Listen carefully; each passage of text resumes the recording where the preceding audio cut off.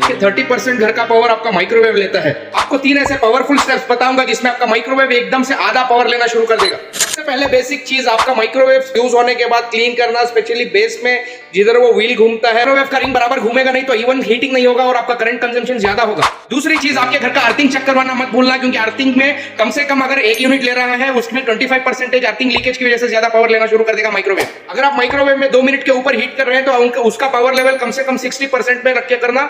उसमें आपका मैग्नेट्रॉन का लाइफ भी बढ़ेगा और आपका पावर भी गारंटी बचेगा। जुल्फी स्मार्ट सर्विसेज को सब्सक्राइब करना, मोर वीडियोस आएंगे, इसमें आपको बहुत ही फायदा होगा।